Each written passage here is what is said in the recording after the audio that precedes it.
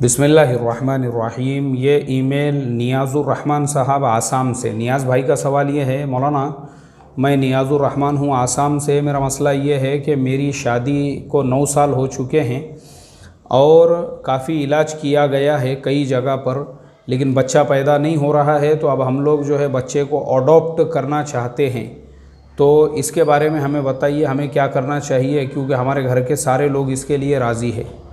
भाई नियाज़ुर्रहमान साहब, बच्चा जो अडॉप्शन है उसका मैंने दारुल उलूम देवबंद का फ़तवा पढ़कर सुनाया था कि आप बच्चा तो ले सकते हैं, कोई हर्ज नहीं है। अल्लाह के नबी सल्लल्लाहु अलैहि वसल्लम ने हज़रत ज़ैद इब्न हारिसा को जो है अपना बेटा बनाया था, तो आप बिल्कुल ले सकते हैं बच्चा लेने में हर्ज नहीं है। लेकिन सबसे मेन चीज़, उस बच्चे का नाम जो है उसके बाप के नाम के साथ, जिसका ओरिजिनल बच्चा है उसी का नाम उसके साथ में जुड़ा रहेगा। आप अपना नाम नहीं लगा सकते, पहली चीज़।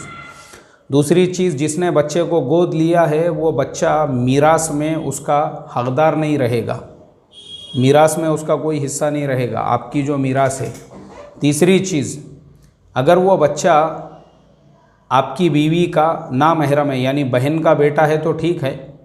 अगर बहन का बेटा नहीं है या कोई दूसरा आप लेकर आ रहे हैं, तो वो बच्चा बालिग होने के बाद में आपकी बीवी का उससे और उसका आपकी बीवी से पर्दा करना फ़र्ज़ है।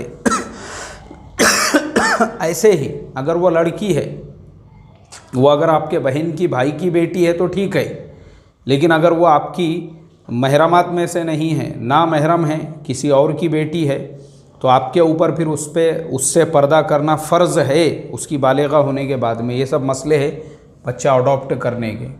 अल्लाह ताला हम तमाम को कुरान और हदीस के अहकाम पे चलने वाला बनाए। अस्सलामु अलैकुम व रहमतुल्लाहि व बरकातुहू।